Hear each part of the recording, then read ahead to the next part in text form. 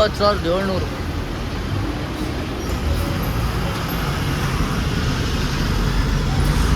ಟೋಲೆಲ್ಲ pass ಮಾಡಿಕೊಂಡು ಸ್ವಲ್ಪ ಊಟ ಮಾಡೋಣ ಅಂತೇಳಿ ಮುಂದೆ ಬಂದು ಡಾಬಾದಲ್ಲಿ ಸೈಡ್ಗೆ ಹಾಕಿದ್ದೀನಿ. ಮತ್ತು ನಮ್ಮ ಕಂಟೈನರ್ ಗಾಡಿ ಕೂಡ ಬರಬೇಕು, ಸೊ ಅದಕ್ಕೆ ವೆಯ್ಟ್ ಮಾಡ್ತಾಯಿದ್ದೀನಿ.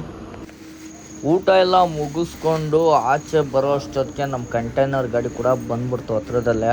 ಸೊ ಲೈವ್ ಲೊಕೇಶನ್ ಹಾಕಿದ್ದ, ಅದರಿಂದ ಗೊತ್ತಾಗಿದ್ದು ನನಗೆ. ಸೊ ಬಂದು ಇಲ್ಲೇ ಪಕ್ಕದಲ್ಲಿ ಹಾಕ್ದ. ಒಂದು ಸ್ವಲ್ಪ ಟೀ ಕುಡ್ಕೊಂಡು ಹೋಗ್ಬೇಕು. ಅವ್ನು ಊಟ ಮಾಡ್ತೀನಿ ಅಂತ ಕೇಳಿದೆ, ನನಗೇನು ಬೇಡ ಅಣ್ಣ ಊಟ ಮಾಡಿದ್ದೀನಿ ಅಂತ ಹೇಳ್ದೆ. ಹಾಗಾಗಿ ಒಂದು 5 ನಿಮಿಷ ಇದ್ಬಿಟ್ಟು ಟೀ ಕುಡ್ಕೊಂಡು ಹೋಗೋಣ ಅಂತೇಳ್ಬಿಟ್ಟು ಗಾಡಿನ ಇಲ್ಲೇ ಸೈಡ್ಗೆ ಹಾಕ್ಸಿದೆ. ನಮ್ಮ ಗಾಡಿ ಒಂದು ಸ್ವಲ್ಪ ಯಾಕೋ ಲೆಫ್ಟ್ ಸೈಡ್ಗೆ ವಾಲುತ್ತೆ. ಯಾಕಪ್ಪ ಅಂದರೆ ಲಾಸ್ಟ್ ಟೈಮು ಕಟ್ಟೆಗಳಲ್ಲಿ ಬ್ಲೇಡ್ಗಳು ಸಿಕ್ಕಾಬಿಟ್ಟೆ ಕಟ್ಟಾಬಿಟ್ಟಿದ್ವು. ಗಾಡಿ ಹೆಂಗಿದ್ರು ಗೋವಾಗೆ ಹೋಗ್ತಾ ಇತ್ತಲ್ಲ, ಅಲ್ಲೇ ರೀಸೆಟ್ ಮಾಡಿಸ್ತಾ ಇದ್ದೀನಿ ನಾನು. ಸೊ ರೀಸೆಟ್ ಮಾಡಿಸ್ಬಿಟ್ಟು ಅಲ್ಲೇ ಬೇರೆ ಗಾಡಿದು ಬ್ಲೇಡ್ ಸೆಟ್ನ ಬೇರೆ ಹಾಕ್ಸಿದ್ದೆ, ಸೆಕೆಂಡ್ ಹ್ಯಾಂಡಲ್ಲಿ ತೊಗೊಂಡು. ಅಂದರೆ ಕಮ್ಮಿ ಬಜೆಟಲ್ಲಿ ಸಿಕ್ಕಿತ್ತು ನನಗೆ ಬ್ಲೇಡು, ಅದರಿಂದ ಹಾಕ್ಸಿದ್ದೆ. ಅದು ಹೈಟ್ ಬಂದು ಮತ್ತು ಇವಾಗ ಲೆಫ್ಟ್ ಸೈಡಲ್ಲಿರೋ ಬ್ಲೇಡು ಡೌನ್ ಐತೆ, ಅದಕ್ಕೋಸ್ಕರ ಸ್ವಲ್ಪ ಕ್ರಾಸಾಗಿ ಹೋಗ್ಬೇಕಾರೆ. ಇವಾಗ ಹೆಂಗಿದ್ರು ಗೋವಾಗೆ ಹೋಗ್ತಾ ಇದ್ದೀವಲ್ಲ, ಅಲ್ಲೇ ರೆಡಿ ಮಾಡಿಸ್ಬೇಕು. ಒಂದು ಬ್ಲೇಡ್ ಎಕ್ಸ್ಟ್ರಾ ಕೊಡಿಸ್ಬೇಕಷ್ಟೇ, ಏನು ತೊಂದರೆ ಇಲ್ಲ. ಲೆಫ್ಟ್ ಸೈಡ್ಗೆ ಒಂದೇ ಒಂದು ಬ್ಲೇಡ್ ಜಾಸ್ತಿ ಕೊಡಿಸಿದ್ರೆ ಲೆವೆಲಾಗಿ ಕೂತ್ಕೊಳ್ಳುತ್ತೆ. ಗಾಡಿ ಇಲ್ಲಿ ಪಕ್ಕಕ್ಕೆ ಹಾಕ್ಸ್ಬಿಟ್ಟು ನಾನು ಟೀ ಕುಡ್ಕೊಂಡು ಇವಾಗ ಹೊರಡ್ಬೇಕು ಇಲ್ಲಿಂದ. ನೋಡಿ ನಮ್ಮ ಮಹಾಲಕ್ಷ್ಮಿಗಳು ಇವೆರಡು ಹೆಂಗೆ ಕಾಣಿಸ್ತವೆ ಅಂತ. 2 ಗಾಡಿ ನಮ್ಮದೇ ಗುರು. ಮೇಂಟೈನ್ ಮಾಡೋದು ಭಯಂಕರ ಕಷ್ಟ ಐತೆ. ಇದು ಹೆಂಗೆ ಏನೇನು ಆಯ್ತಾಯಿದೆ ನನ್ನ ಲೈಫಲ್ಲಿ ಎಲ್ಲ ಒಂದೊಂದೇ ಬಿಡಿಸಿ ಹೇಳ್ತೀನಿ. ಗಾಡಿ ಮಾಡೋಕ್ಕೂ ಮುಂಚೆ ಸ್ವಲ್ಪ ಯೋಚನೆ ಮಾಡ್ಬಿಟ್ಟು ಮಾಡಿ. ನೀವು ಏನೇ ಡಿಸೈಡ್ ಮಾಡಬೇಕು ಅಂದರೆ ನನ್ನ ಮಾತಿನ ಮೇಲೆ ಏನು ಡಿಪೆಂಡ್ ಆಗಬೇಡಿ. ಬಟ್ ನನ್ನ ಅನುಭವಗಳನ್ನ ನಾನು ಶೇರ್ ಮಾಡ್ಕೊತೀನಿ. ಅದು ನಿಮಗೆ ಯೂಸ್ ಆಗುತ್ತೋ ಇಲ್ಲ ಗೊತ್ತಿಲ್ಲ, ಅದ್ರ ಮೇಲೆ ಡಿಪೆಂಡ್, ನಿಮಗೆ ಬಿಟ್ಟಿದ್ದು. ಹೆಂಗೆ ಹೊಡ್ಕೊಂಬಂದವನೇ ಅಂದರೆ ಗಾಡಿನ ನಾನು ಬಂದು ಆಲ್ಮೋಸ್ಟ್ ಒಂದು 35-40 ಮಿನಿಟ್ಸ್ ಅಷ್ಟೇ ಇಲ್ಲಿ ಕೂತ್ಕೊಂಡು ಊಟ ಎಲ್ಲ ಮಾಡಿದ್ದು. ಸೊ ಅಷ್ಟರಲ್ಲಿ ಇವನು ನನಗೆ 66 ಕಿಲೋಮೀಟ್ರ್ ಡಿಸ್ಟೆನ್ಸಲ್ಲಿ ಇದ್ದವನು. ಸೊ ಟೀ ಎಲ್ಲ ಕುಡ್ಕೊಂಡು ಇಬ್ಬರೂ ಹೊರಟು ಇಲ್ಲಿಂದ. ಇವಾಗ ಆರಾಮಾಗಿ ಹೋಗೋಣ ಇಲ್ಲಿಂದ ಅಂತ ಅಂದ್ಕೊಂಡಿದ್ದೀವಿ.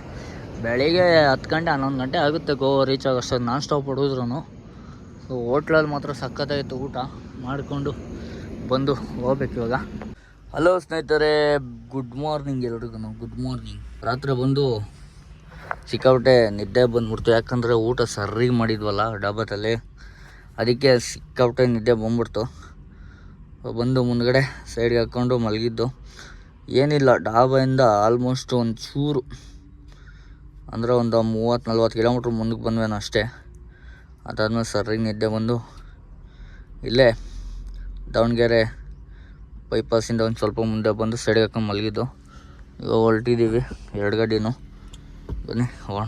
ಅಂದರೆ ನಾವಿಲ್ಲಿ ನಿಲ್ಲಿಸಿದಾಗ 3:30 ಆಗಿತ್ತು. ಇವಾಗ ಆಲ್ರೆಡಿ 7 ಗಂಟೆ ಆಗಿದೆ ಟೈಮು. 3.5 ಅವರ್ ನಿದ್ದೆ ಮಾಡ್ದಂಗೆ ಆಯಿತು.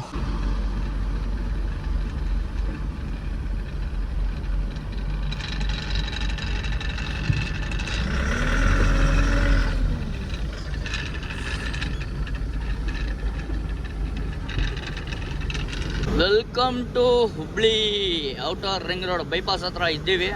ಸೊ ಈ ರೋಡು ನಾವು ಸ್ಟಾರ್ಟಿಂಗು ಇದ್ದಾಗ ಯಾವ ಥರ ಟ್ರಾಫಿಕ್ ಆಗೋದು, ಮತ್ತು ಸಿಗ್ನಲ್ ಇತ್ತು, ಮತ್ತು ಟೋಲು, ಈ ಮೂರೂ ಭಯಂಕರ ಹಿಂಸೆ ಕೊಡೋದು.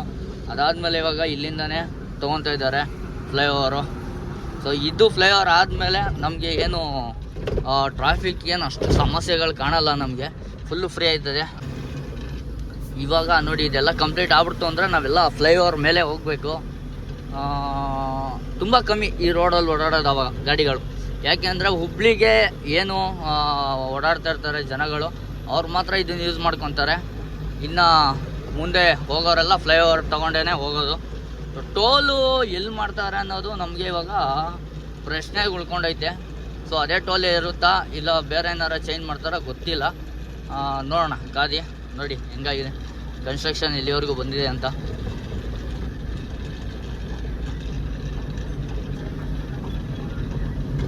ಹೆಂಗಿತ್ತು ಹುಬ್ಳಿ ಜಂಕ್ಷನ್ನು, ಹುಬ್ಳಿ ಸರ್ಕಲ್ ಅಂದ್ರೇ ಹಂಗೆ ಒಂಥರ ಕಲೆ ಇರೋದು. ಎಷ್ಟು ಟ್ರಾಫಿಕ್ ಇರೋದು, ಎಷ್ಟು ಗಾಡಿಗಳು ನಿಂತ್ಕೊಳ್ಳೋದು ಇಲ್ಲೆಲ್ಲ ನೋಡಿ, ಎಷ್ಟು ಗಾಡಿಗಳು ಕಮ್ಮಿ ಆಗಿದೆ. ಆಮೇಲೆ ಇಲ್ಲಿ ಮೆಕ್ಯಾನಿಕ್ಗಳು ಇದ್ರಲ್ಲ, ಅವರೆಲ್ಲ ಶಿಫ್ಟ್ ಆಗ್ಬಿಟ್ಟವ್ರೆ. ಸೊ ಮೊದಲು ಗಾಡಿಗಳು ರೆಡಿ ಮಾಡಿಸ್ಬೇಕು ಅಂದರೆ ಇಲ್ಲಿ ನಿಮ್ಗೇನು ಕೆಲಸ ಇದ್ರೂ ರೆಡಿ ಆಗೋದು. ಇವಾಗಲೂ ರೆಡಿ ಆಗುತ್ತೆ, ಒಳಗಡೆ ಯಾರ್ಯಾರು ಮಾಡ್ಕೊಂಡಿದ್ದಾರೆ ಗ್ಯಾರೇಜ್ಗಳನ್ನ. ಸೊ ಅವೆಲ್ಲ ರೆಡಿ ಆಯ್ತವೆ. ಬಟ್ ಇಲ್ಲಿ ಬಿಟ್ಟು ಏನು ಮೇನ್ ರೋಡಲ್ಲಿ ಕೆಲಸ ಮಾಡ್ತಾಯಿದ್ರು ಅವರೆಲ್ಲ ಇವಾಗ ಮುಂದ್ಗಡೆ ಲೆಫ್ಟ್ ಸೈಡಲ್ಲಿ ಧಾರವಾಡ ರೋಡಲ್ಲಿ ಶಿಫ್ಟ್ ಆಗಿದ್ದಾರೆ. ಸೊ ಅಲ್ಲೂ ಮಾಡಿಸ್ಬೋದು. ಸರ್ವಿಸ್ ರೋಡ್ ಇದು ಇವಾಗ ಮೇನ್ ರೋಡಾಗಿ ಮಾಡ್ಬಿಟ್ಟವ್ರು. ಟೋಲ್ ಇಲ್ಲಿ ಗುರು, ಟೋಲೇ ಕಂಡಿಲ್ಲ, ಕಿತ್ತಾಕ್ಬಿಟ್ಟಿದ್ದಾರೆ. ಟೋಲೇ ಇಲ್ದಂಗೆ ಮಾಡಿಬಿಟ್ಟವ್ರೆ.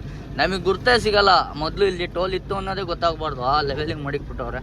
ಮುಂದೆ ಅಂತೂ ಸಿಂಗಲ್ ರೋಡ್ ಇದ್ದಿದ್ದೆಲ್ಲ ಕನ್ಸ್ಟ್ರಕ್ಷನ್ ಆಲ್ಮೋಸ್ಟ್ ಆಗ್ಬಿಟ್ಟಿದೆ. ಅದೆಲ್ಲ ಕಂಪ್ಲೀಟು. ಇನ್ನೊಂದು ಸ್ವಲ್ಪ ಅಲ್ಲಲ್ಲೇ ಆಗಬೇಕು. ಅದು ಟೈಮ್ ಹಿಡಿಯುತ್ತೆ.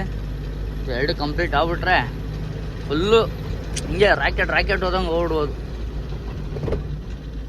ಹುಬ್ಳಿ ಸಿಂಗಲ್ ರೋಡ್ ಇದ್ದಿದ್ದು ಡಬಲ್ ರೋಡ್ ಆಗ್ತಾ ಇರೋದು ನೋಡಿ ಹೆಂಗೆ ಅಂತ.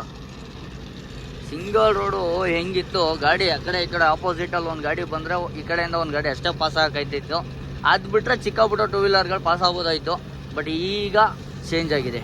ಹುಬ್ಳಿ ಹೈವೇ ಫುಲ್ ಕಂಪ್ಲೀಟ್ ಆದಮೇಲೆ ಇನ್ನೂ ಚೇಂಜ್ ಆಗುತ್ತೆ. ನೋಡ್ತಾ ಇರೋಣ, ಕಾಯ್ತಾ ಇರೋಣ ಯಾವ ಥರ ಆಗುತ್ತೆ ಅಂತ ಹೇಳ್ಬಿಟ್ಟು. ನಮಗಂತೂ ಹೆವಿ ತಲೆನೋವು ಇದ್ದಿದ್ದು, ತಲೆ ಬಿಸಿ ಎಲ್ಲ ಕಮ್ಮಿ ಆದಂಗೆ ಆಗುತ್ತೆ ಈ ರೋಡಲ್ಲಿ. ಸೊ ಡಬಲ್ ರೋಡ್ ಆಗಿರೋದ್ರಿಂದ ಆಗ್ತಾಯಿದೆ. ಇನ್ನೂ ಕಂಪ್ಲೀಟ್ ಆಗಲಿ ಇನ್ನೂ ಚೆನ್ನಾಗಿರುತ್ತೆ. ಈ ಕಡೆಯಿಂದ ಬರೋರ್ಗೆ ಅಲ್ಲಿ, ಈ ಕಡೆಯಿಂದ ಹೋಗೋರ್ಗೆ ಇಲ್ಲಿ. ಅಂದರೆ ರೋಡು ಕಂಪ್ಲೀಟ್ ಮಾಡಿಲ್ಲ, ಇನ್ನೂ ಮಾಡ್ತಾಯಿದ್ದಾರೆ. ಕಂಪ್ಲೀಟ್ ಆದಮೇಲೆ ಸೊ ಈ ರೋಡ್ ಕೂಡ ಇರ್ತದೆ, ಸರ್ವಿಸ್ ರೋಡು ಅಂತ ಮಾಡ್ತಾರೆ. ಸೊ ಅದನ್ನು ಹೈವೇ ಟು ಹೈವೇ ಥರ ಮಾಡ್ತಾರೆ. ನೋಡೋಣ ಕಾದಿ. ಸೊ ಹುಬ್ಳಿ ಬೈಪಾಸಲ್ಲಿ ಬಂದು ಇಲ್ಲೇ ಹೋಗಿ ಒಂದು ಸ್ವಲ್ಪ ಟಿಫನ್ ಮಾಡಿಕೊಂಡು ಬಂದ್ವು. ಇನ್ನೂ 140 ಕಿಲೋಮೀಟ್ರ್ ಇದೆ ಇಲ್ಲಿಂದ ಗೋವಾ. ಇಲ್ಲಿಂದ ಸಿಂಗಲ್ ರೋಡ್ ಒಂದು 10-11 ಕಿಲೋಮೀಟ್ರ್ ಹೋಗಾದ್ಮೇಲೆ ಮತ್ತೆ ಲೆಫ್ಟ್ ತೊಗೊಬೇಕು. ಅದಾದಮೇಲೆ ಮತ್ತೆ ಸಿಂಗಲ್ ರೋಡೇನೆ, ಖಾನಾಪುರ ರೋಡು ಜಾಯ್ನ್ ಆಗೋವರೆಗೂ. ಸೊ ಅದಾದಮೇಲೆ ರೋಡ್ ಚೆನ್ನಾಗಿದೆ, ಅಲ್ಲಲ್ಲೇ ನೋಡ್ಕೊಂಡು ಹೋಗೋಣ.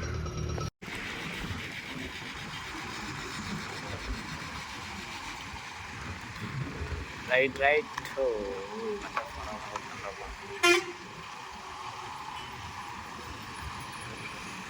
ಕೊನೆಗೂ ಒನ್ ಮಿನಿ ಗಾಡಿ ರೆಡಿ ಆಗಲಿಲ್ಲ.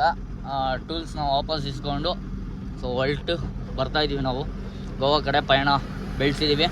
ಸೊ ಇವಾಗ ಟ್ವಿಸ್ಟ್ ಏನಪ್ಪ ಅಂದರೆ, ಪೋಂಡ ರೀಚ್ ಆಗೋಷ್ಟೊತ್ತಿಗೆ 2:30-3 ಗಂಟೆ ಆಗುತ್ತೆ. ನಾವು ಅಂದರೆ ಆ ಕಂಟೈನರ್ ಗಾಡಿ ಇರೋದು ಪೋಂಡದಲ್ಲೇ ಖಾಲಿ. ಈ ಗಾಡಿ ಪಂಜಿದಲ್ಲಿ ಖಾಲಿ ಆಗೋದು. ಈ ಗಾಡಿನ ಅವ್ನು ಸೂರ್ಯ ಎತ್ಕೊಂಡು ಹೋಗ್ತಾನೆ, ಪಂಜಿಗೆ ತೊಗೊಂಡೋಗಿ ಖಾಲಿ ಮಾಡ್ಕೊಂಡು ಬರ್ತಾನೆ.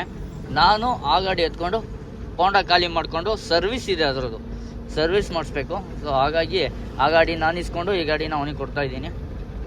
ಬನ್ನಿ ಮುಂದೆ ಹೋಯ್ತಾ ಏನೇನಾಗುತ್ತೆ ನೋಡೋಣ. ಜಸ್ಟ್ ಇದು ಪ್ಲ್ಯಾನ್, ನನ್ನ ಪ್ಲ್ಯಾನ್ ಇದು. ಮುಂದೆ ಹೋಯ್ತಾ ಯಾವ ಥರ ಆಗುತ್ತೆ ನೋಡೋಣ.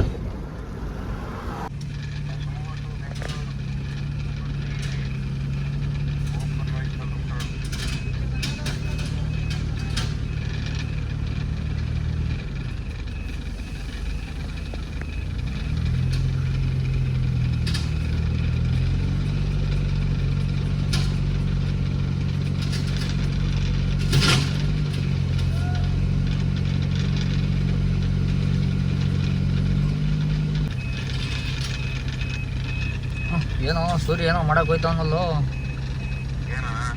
ಏನು ಸಮಾಜ ಸೇವೆ ಮಾಡಕ್ಕೆ ಹೋಯ್ತವನೆ.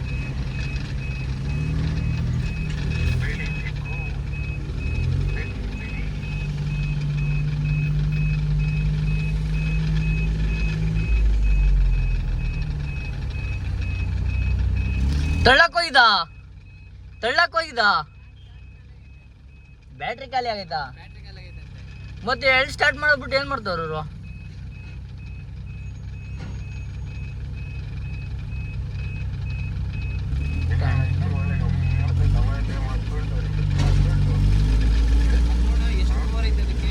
ಟ್ರ್ಯಾಕ್ಟ್ರಿಗ? ಹಾಂ, ಟ್ರ್ಯಾಕ್ಟರ್ ಪವರ್ ಇರುತ್ತೆ. ಇವು ಯಾರು ಸ್ಟಾರ್ಟ್ ಮಾಡಲಿಲ್ಲಲ್ಲ ಮರೆಯೋ.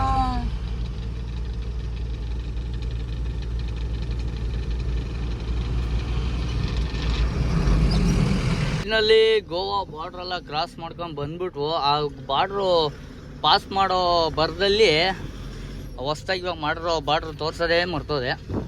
ಸೊ ಎಲ್ಲ ಸ್ಕ್ಯಾನಿಂಗು. ನಮ್ಮ ದೊಡ್ಡ ಗಾಡಿಗಳಿಗೆ ಏನು ಸ್ಕ್ಯಾನ್ ಮಾಡ್ತಾಯಿಲ್ಲ. ದೊಡ್ಡ ಗಾಡಿಗಳು ಕಮರ್ಷಿಯಲ್ ವೆಹಿಕಲ್ ಬಿಟ್ಟು ಬೇರೆ ಎಲ್ಲ ಗಾಡಿಗಳಿಗೂ ಸ್ಕ್ಯಾನ್ ಮಾಡ್ತಾವ್ರೆ. ಡಾಕ್ಯುಮೆಂಟ್ಸ್ನೆಲ್ಲ ಸ್ಕ್ಯಾನ್ ಮಾಡಿ ಕರೆಕ್ಟ್ ಇದೆಯಾ ನೋಡಿ ಆಮೇಲೆ ಬಿಡ್ತಾ ಇದ್ದಾರೆ.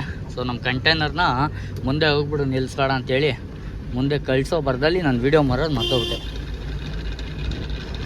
ಸೊ ಬಂದ ಒಂದು ಸೈಡ್ಗೆ ಹಾಕ್ಕೊಂಡಿದ್ದ, ನಾವು ಹೋಗ್ಬಿಟ್ಟು ಮಾಮೂಲಿ ಕೊಟ್ಬಿಟ್ಟು ಬರಬೇಕು. ಸೊ ಸೊ ಹೋಗ್ಬಿಟ್ಟು ಮಾಮೂಲಿ ಕೊಟ್ಟು ಬಂದ್ವು. ನೋಡಿ ಎಷ್ಟು ಗಾಡಿಗಳು ನಿಲ್ಲೋ ಕೂಡ ಇವಾಗ ಎಲ್ಲ ಕಮ್ಮಿ ಆಗಿದೆ, ಯಾಕೆಂದರೆ ಬಿಸಿಲು ಇದೆಯಲ್ಲ.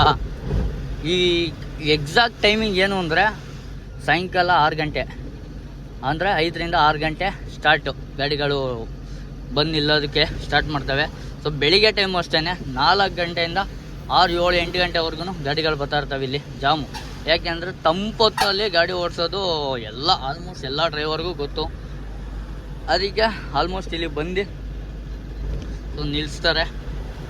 ಇವತ್ತು ಬಿಸಿಲಿರೋದ್ರಿಂದ ಇನ್ನೂ ಟೈಮು 3:15 ಆಗಿರೋದ್ರಿಂದ ಸೊ ಅಷ್ಟೊಂದೇನು ಗಾಡಿಗಳಿಲ್ಲ, ಇಲ್ಲಿ ಕಮ್ಮಿ ಇದ್ದಾವೆ. ನಾವು ಆರಾಮಾಗಿ ಪಾಸ್ ಮಾಡ್ಕೊಂಡು, ಲೈಟ್ ವೆಯ್ಟ್ ಇರೋದ್ರಿಂದ ನಾವೇ ಘಾಟಲ್ಲಿ ನಿಲ್ಲಿಸಿ ಬರೋಂಥದ್ದೇನಿಲ್ಲ. ಲೈಟ್ ವೆಯ್ಟ್ ಇರೋದ್ರಿಂದ ಲೈನರ್ ಏನು ಅಷ್ಟು ಹೀಟ್ ಆಗೋಲ್ಲ, ಬ್ರೇಕ್ ಜಾಸ್ತಿ ಹೊಡೋದ್ರೆ ಹೀಟ್ ಆಯ್ತದೆ. ಸೊ ಆರಾಮಾಗಿ ಬಂದಿದ್ದೀವಿ. ಸೊ ಫಸ್ಟು ಪೋಂಡ ಕಂಟೈನರ್ ಖಾಲಿ ಆಗುತ್ತೆ, ನಂದು ಪಂಜಿ ನಾಳೆ ಖಾಲಿ ಆಗುತ್ತಂತೆ. ಯಾಕೆಂದರೆ ಪಂಜಿ ನೋ ಎಂಟ್ರಿ ಇರೋದ್ರಿಂದ ಇವತ್ತು ಖಾಲಿ ಆಗಲ್ಲ. ಈಗಷ್ಟೇ ಸಿಕ್ಕ ಮಾಹಿತಿ ಏನಪ್ಪ ಅಂದರೆ ಗೋವಾದಲ್ಲಿ ಪೊಲೀಸರು ಹಿಡಿತಾ ಇದ್ರು ಅನ್ನೋದೊಂದು ಇಶ್ಯೂ ಇತ್ತು, ಭಾಳ ಇಶ್ಯೂ ಇತ್ತು. ಸೊ ಯಾವಾಗಲೂ ವಿಡಿಯೋದಲ್ಲಿ ಹೇಳ್ತಾ ಇದ್ದೆ, ಬಟ್ ಅದು ಸ್ಟಾಪ್ ಆಗಿತ್ತು, ಗಾಡಿಗಳು ನಡೀತಾ ಇರಲಿಲ್ಲ. ಆಮೇಲೆ ಇದು ಎಲ್ಲ ಏನು ಸ್ಕ್ಯಾನಿಂಗ್ ಎಲ್ಲ ತೊಗೊಂಬಂದು ಇವಾಗ ಬಾರ್ಡ್ರಲ್ಲಿ ಫಿಟ್ ಮಾಡಿ ಇವಾಗ ಅದೆಲ್ಲ ಮೂವ್ ಮಾಡಿದ್ದಾರೆ. ಅದಾದಮೇಲೆ ನಾವು ಹಿಡಿಯಲ್ಲ ಅಂದ್ಕೊಂಡಿದ್ವಿ. ಸೊ ಹಿಡಿಯೋದು ಬಿಟ್ಬಿಟ್ಟಿದ್ರು ಗಾಡಿಗಳನ್ನ. ಸೊ ಇವಾಗ ಮತ್ತೆ ಸ್ಟಾರ್ಟ್ ಮಾಡಿದ್ದಾರೆ, ಬಟ್ ನಮ್ಮ ಗಾಡಿಗಳನ್ನ ಹಿಡಿತಾ ಇಲ್ಲ. ನಮ್ಮ ಗಾಡಿಗಳನ್ನ ಹಿಡಿಯಲ್ವಾ ಅಂತ ಕೇಳಿದ್ರೆ ಹಿಡಿತಾರೆ. ಯಾಕಪ್ಪ ಅಂದರೆ ಸ್ಪೀಡ್ ಲಿಮಿಟವ್ರು ಗಾಡಿಗಳನ್ನ ಹಿಡಿತವ್ರೆ. ಸೊ ಮೊದಲು ಸುಮ್ಮನೆ ಹಿಡಿಯೋರಲ್ಲ, ಅದೆಲ್ಲ ಹಿಡಿತಾ ಇಲ್ಲ ಇವಾಗ ಗೋವಾದಲ್ಲಿ. ಇವಾಗ ಸ್ಪೀಡು ಯಾರು ಗಾಡಿ ಓವರ್ ಸ್ಪೀಡ್ ಬರ್ತಾ ಇದೆ ಆ ಗಾಡಿಗಳನ್ನ ಹಾಕ್ಕೊಂತವ್ರೆ. ಸೊ ಆ ನೆಪದಲ್ಲಿ ಮುಂದೆ ಸ್ಟಾರ್ಟ್ ಮಾಡಬಹುದು, ಹಿಡಿಯೋದಕ್ಕೆ ಮತ್ತೆ ಸ್ಟಾರ್ಟ್ ಮಾಡ್ಬೋದು, ಗೊತ್ತಿಲ್ಲ, ಕಾದು ನೋಡುವ. 1-2 ವಾರಗಳ ಹಿಂದೆ ಸುರಿಮಳೆ ಇಲ್ಲಿ ಮಳೆದೇ ಅಬ್ಬರ ಆಗಿತ್ತು. ಸೊ ಇವಾಗ ಬಿಸಿಲುದ ಅಬ್ಬರ ಸ್ಟಾರ್ಟ್ ಆಗಿದೆ. ಹಾಗಾಗಿ ಶರ್ಟು ಬಟನ್ನೆಲ್ಲ ಬಿಚ್ಕೊಂಡು ಗಾಳಿ ಆಡಲಿ ಅಂತ ಹೋಗ್ತಾ ಇರೋದು. ಸೊ ಹೆವಿ ಹಿಂಸೆ ಆಯ್ತದ ಗುರು, ಇಲ್ಲಿ ಬಿಸಿಲು ಸ್ಟಾರ್ಟ್ ಆಯಿತು ಅಂದರೆ. ಈ ಸಮ್ಮರ್ ಸೀಸನ್ನಲ್ಲಿ ಒಂದು ಸ್ವಲ್ಪ ಭಯ. ಸಮ್ಮರ್ ಹಾಲಿಡೇಸ್ ಸ್ಟಾರ್ಟ್ ಆಗುತ್ತೆ. ಆ್ಯಕ್ಚುಲಿ ವಿಂಟರ್ ಇವಾಗ ಚಳಿ ನಮ್ಮ ಬೆಂಗಳೂರು ಕಡೆ ಎಲ್ಲ, ಬಟ್ ಇಲ್ಲಿ ನೋಡಿ ಎಷ್ಟು ಧಗೆ ಇದೆ. ಸಾಯಂಕಾಲ ಕಾದು ನೋಡುವ, ಸಾಯಂಕಾಲ ಚಳಿ ಆಗ್ಬೋದು ನೋಡುವ. ಇಲ್ಲಂತೂ ಚಳಿ ಆಗೋದು ಕಮ್ಮಿ, ಬೆಂಗಳೂರು ಥರ ಏನು ಸೀನ್ ಇರಲ್ಲ ಇಲ್ಲಿ, ತುಂಬ ಕಮ್ಮಿ ಇಲ್ಲೆಲ್ಲ ಸೀನು. ನೋಡುವ ನೈಟು ಹೆಂಗಿರುತ್ತೆ ಫೀಲು ಅಂತ. ಕಂಟೈನರ್ ಗಾಡಿನ ಅನ್ಲೋಡ್ ಪಾಯಿಂಟ್ ತೋರಿಸ್ಬಿಟ್ಟು ನಾನು ಇಲ್ಲಿ ಪೋಂಡಾ ಪಾರ್ಕಿಗೆ ಬಂದುಬಿಟ್ಟು ಸೈಡ್ಗೆ ಹಾಕ್ತೆ ಗಾಡಿನ. ಸೊ ಯಾಕಪ್ಪ ಅಂದರೆ ಬೆಳಿಗ್ಗೆ ಎದ್ದೋಗ್ಬೇಕಲ್ಲ, ಇಲ್ಲಿ ಹಾಕ್ಬಿಟ್ಟು ಹೋಗೋಣ ಅಂತೇಳಿ ಸೈಡ್ಗೆ ಹಾಕಿದ್ದೀನಿ. ನೈಟೇ ಹೋಯ್ತೀನಿ, ಆದರೆ ಇಲ್ಲ ಬೆಳಿಗ್ಗೆ ಎದ್ಬಿಟ್ಟು ಹೋಯ್ತೀನಿ, ಒಟ್ಟಿನ ಸೇಫ್ ಇರುತ್ತೆ, ಲೋಡ್ ಗಾಡಿ ಬೇಡಲ್ವಾ. ಅದಕ್ಕೆ ಇಲ್ಲಿ ಪಾರ್ಕಿಂಗ್ ತೊಗೊಂಬಂದು ಹಾಕಿದ್ದೀನಿ, ಬೆಳಿಗ್ಗೆ ನೋಡೋಣ.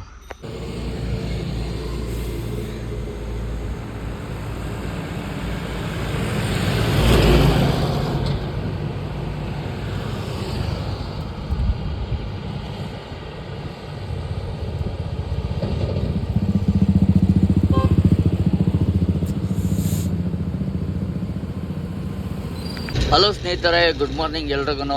ಕರೆಕ್ಟಾಗಿ 6:15ಗೆ ಎದ್ದು ಪಾರ್ಕಿಂಗಿಂದ ಆಚೆ ಬಂದು ಸೊ ಹೋಯ್ತಾ ಇದ್ದೀನಿ. ಅಲ್ಲಿಂದ 31 ಕಿಲೋಮೀಟ್ರ್ ಇತ್ತು. 31 ಕಿಲೋಮೀಟ್ರ್ ರೀಚ್ ಆಗಿ 45 ನಿಮಿಷ ಟೈಮ್ ತೋರಿಸ್ತಾ ಇತ್ತು. ಆಲ್ರೆಡಿ ಇವಾಗ 7:15 ಮೇಲಾಗ್ಬಿಟ್ರೆ ಕಷ್ಟ.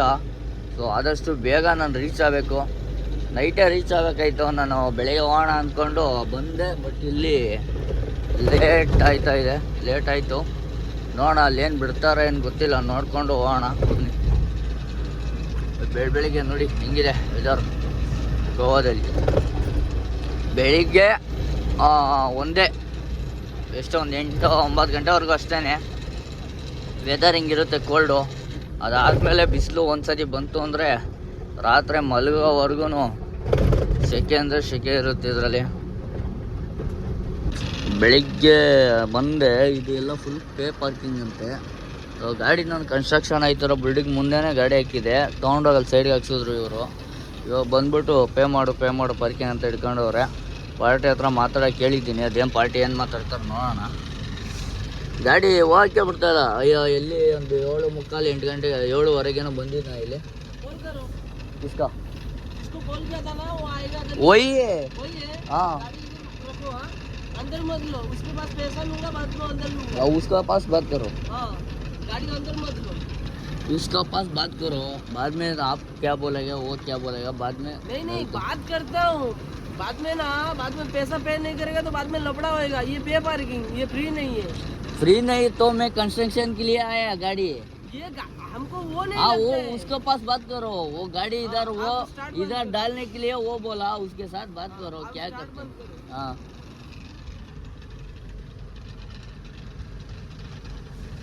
ಕನ್ಸ್ಟ್ರಕ್ಷನ್ ಬಿಲ್ಡಿಂಗ್ ಕನ್ಸ್ಟ್ರಕ್ಷನ್ ಆಯ್ತಾ ಇದೆ, ಮೆಟೀರಿಯಲ್ ಗಾಡಿಗಳು ಬಂದು ಎಲ್ಲಿ ನಿಲ್ಸ್ಕೊಬೇಕು, ಜಾಗ ಇಲ್ಲ ಏನಿಲ್ಲ. ದಿನ ಪೊಲೀಸವರು, ಆರ್ ಟಿ ಓದವರು, ಲೋಡರ್ಸು, ಅನ್ಲೋಡರ್ಸು, ಟ್ರಾನ್ಸ್ಪೋರ್ಟರ್ಸು ಸಮಸ್ಯೆ ಇತ್ತು. ಇವಾಗ ಪಾರ್ಕಿಂಗ್ ಸಮಸ್ಯೆ ಆಗಿದೆ. ಪಾರ್ಕಿಂಗ್ ಅಂದರೆ ನಾವು ಟ್ರಾನ್ಸ್ಪೋರ್ಟ್ಗಳ ಆಫೀಸ್ ಹತ್ರ ಮತ್ತು ಆಂಧ್ರದಲ್ಲಿ ಕೊಡ್ತಾಯಿದ್ರು. ಆಂಧ್ರದಲ್ಲಿ ಅದು ಮಾಮೂಲಿ ಬಿಡಿ, ಅದು ಅಸೋಸಿಯೇಷನ್ ಕಡೆಯಿಂದ ಕೊಡಬೇಕಾಗಿತ್ತು. ಬಟ್ ಇದು ಆ ಥರ ಇಲ್ಲ, ಇದು ಏನೋ ಓವರಾಲ್ ಎಲ್ಲ ಗಾಡಿಗೂ ಪೇ ಪಾರ್ಕಿಂಗ್ ಕೊಡಬೇಕು ಅಂತೇಳಿ ಇದು ಮಾಡ್ತಾಯಿದ್ರು. ಸೊ ನೋಡಿ ಬರೀ ಬಿಡಲ್ಲ ಮುಂದಕ್ಕೆ ಅಂತ ಹೇಳ್ಬಿಟ್ಟು ಅಡ್ಡ ನಿಂತ್ಕೊಂಡು ಅವನು ಗಾಡಿ ಬಿಡ್ತಾಯಿಲ್ಲ ಒಳಗಡೆ ಹೋಗೋಕ್ಕೆ. ಪೇ ಮಾಡೋಗು ಅಂತ ಹಿಡ್ಕೊಂಡಿದ್ದಾನೆ, ಗಾಡಿ ಒಳಗೆ ಹೋಗಿ ಬಿಡ್ತಾಯಿಲ್ಲ.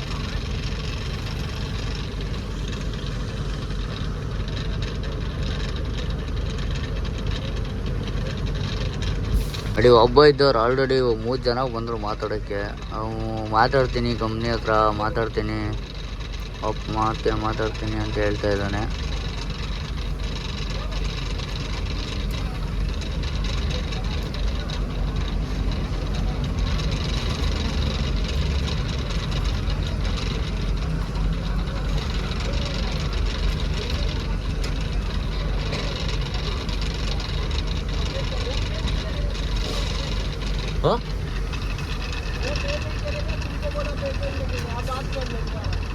हम कैसे पे करना है?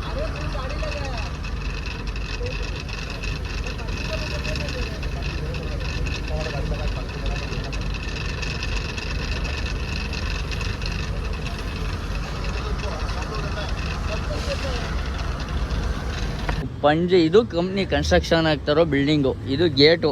ಈ ಗೇಟ್ ಬಿಟ್ಟು ನೋಡಿ ಇದೆಲ್ಲ ಪೇ ಪಾರ್ಕಿಂಗ್ ಅಂತೆ, ಇಲ್ಲಿಂದ ಹಿಡಿದು ಇದು ಬಿಟ್ಟು ಇದು ಮುಂದಕ್ಕೆಲ್ಲ ಪೇ ಪಾರ್ಕಿಂಗ್ ಅಂತೆ. ಅಲ್ಲಿಂದ ಫುಲ್ಲು ಸುತ್ತ ರೈಟ್ಗೆ ಹೋದರೆ ಅಲ್ಲೂ ಪಾರ್ಕಿಂಗು, ಇದು ಪಾರ್ಕಿಂಗು, ಇಲ್ಲೂ ಪಾರ್ಕಿಂಗು, ಮುಂದೆ ಇದು ಎಲ್ಲ ಪಾರ್ಕಿಂಗ್ ಅಂತೆ, ಪೇ ಪಾರ್ಕಿಂಗು. ಇಲ್ಲಿ ಪೇ ಮಾಡಿಬಿಟ್ಟು ಗಾಡಿಗಳು ನಿಲ್ಲಿಸ್ಬೇಕಂತೆ.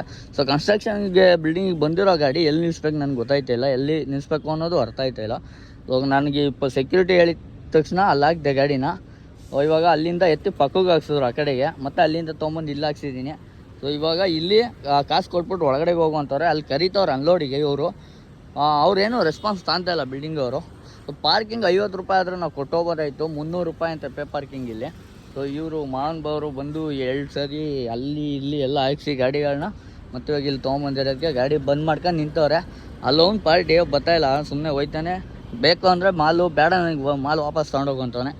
ಸೊ ಇವಾಗ ಟ್ರಾನ್ಸ್ಪೋರ್ಟ್ ಅವ್ರಿಗೆ ಫೋನ್ ಮಾಡಿದ್ದೀನಿ, ಏನು ಹೇಳ್ತಾರೆ ನೋಡೋಣ. सब कार को 500 कार का गाड़ी है, नहीं कार का गाड़ी है। आप क्या बोलो?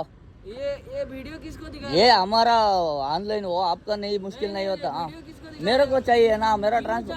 अरे भाई तुम गाड़ी लगाया, पार्किंग का पैसा हाँ ठीक है, वो वही बोल रहा है ना। बनाते हो क्या वीडियो में तुमको क्या होता है? मैं बुलाऊं मेरा बाथरूम हाँ को? ठीक है बुलाओ, क्या है? टेंशन नहीं है। वीडियो क्यों बनाते जो हो? मेरे को माल चाहिए ऐसे ही भाई। रहेगा, माल ऐसे ही रहेगा। रईसर वीडियो को नहीं माल बनेगा। आप ले लो, मेरे को टेंशन नहीं है। हाँ, ठीक है, ये मस्तानी मत करो। मस्तान नहीं करता हूँ ये मैं। खाली पैसा भी कौन देगा? 300 पैसा कौन देगा? तो गाड़ी क्यों लेके हाँ आए? वही उसको बेच दे ना, बेच दिए तो वो पैसा वीडियो नहीं लेगा। बनाने का, पे पार्किंग पे करो। वो पेंट करने का पैसा ये क्या चल रहा है ना, वो उसको मालूम कैसे होता? क्या मालूम, आप मेरे को कुछ नहीं हाँ मालूम। वही है, आपका मेरे को टेंशन पे है, करो। तुमको पैसा चाहिए वो बोलना, वीडियो मत करो, वो मत करो, ये मत करो, मत बोलना। पैसा पे करो, हाँ वीडियो बनाओ। वो बात कर रहा है ना, पैसा पे करो। बात कर रहा है ना। वो मैं मेरे को दे देता, मैं देख के गाड़ी लेके जाता हूँ मैं बाहर। तुमको क्या, तुमको पैसा चाहिए तुम रुक दो सुनने। वीडियो ना करो, मत करो। वो कंस्ट्रक्शन का बिल्डिंग के पास आया मैंने, सर देखिए वो करके बोल रहा हूँ मैं। इधर तक पार्किंग नहीं है, इधर से आगे पार्किंग है, ये बोल रहा हूँ। ಹೋಗಿದ ಕಡೆ ಎಲ್ಲ ಏನು ಡ್ರೈವರ್ಗಳಂದ್ರೆ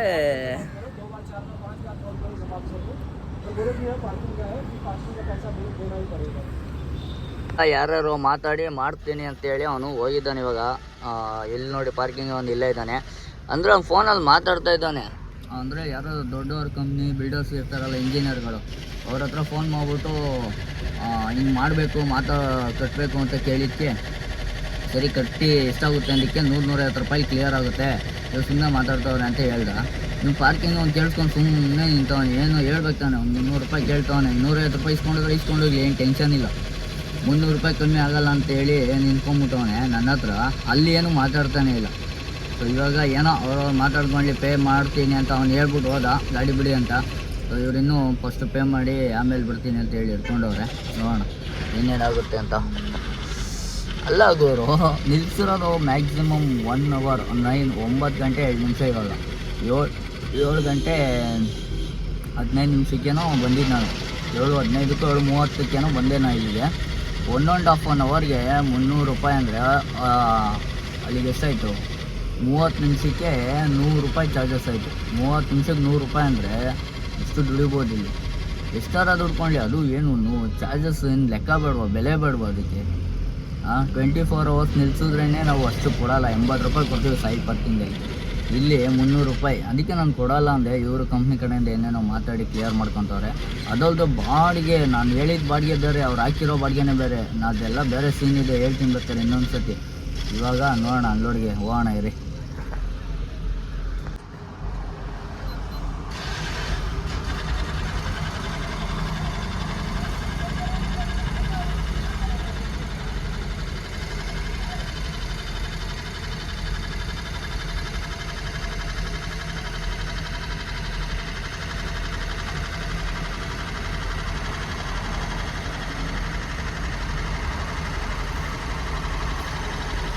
ಫೈನಲ್ಲಿ ಪೇ ಮಾಡಿ ಸ್ಲಿಪ್ ಇಸ್ಕೊಂಡು ಒಳಗಡೆ ಹಾಕು ಗಾಡಿ ಅಂತ ಹೇಳಿ ಹೋಗ್ತಾ ಇದ್ದಾರೆ.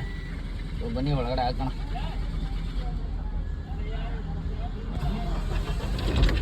ಏನು ಜಗಳ ಮಾಡ್ತಾರೆ ಅಪ್ಪ.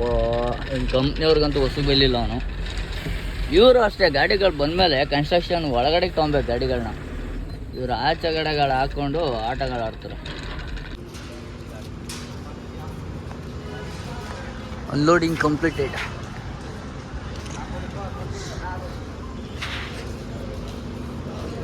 ಕಸ ಗಿಸ ಎಲ್ಲ ತುಂಬ ಹಾಕ್ಬಿಟ್ಟವ್ರೆ. ಅದನ್ನು ನಾನು ಇವಾಗ ಎಲ್ಲಿ ತೊಗೊಂಡೋಗಿ ಎಸಿಬೇಕು ಅನ್ನೋದೇ ಅರ್ಥ ಆಯ್ತಿಲ್ಲ. ಇಲ್ಲಂತೂ ಅಲ್ಲಿ ಹಾಕಕ್ಕೆ ಬಿಡೋಲ್ಲ. ಸೊ ಅದೊಂದು ಹಿಂಸೆ ಆಗೈತೆ. ಬಟ್ ಚೀಲ ಇರೋದು, ಅದು ಪ್ಲಾಸ್ಟಿಕ್ ಒಂದು ಚೀಲ ಅಷ್ಟಿರೋದು. ಸೊ ಅದನ್ನೆಲ್ಲರ ನೋಡಿ ಜಾಗ ಹಾಕಬೇಕು. ಸೊ ರಿಸೀಟ್ ಇಸ್ಕೊಂಡು ಇಲ್ಲಿಂದ ಹೊರಡೋಣ.